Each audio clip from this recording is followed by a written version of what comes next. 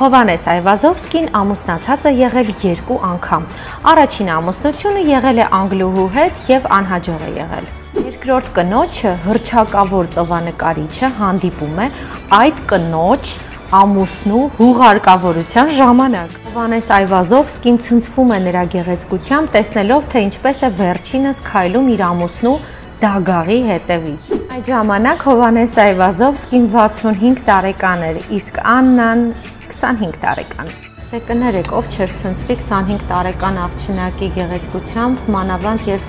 ցնցվողը 65 տարեկան էր։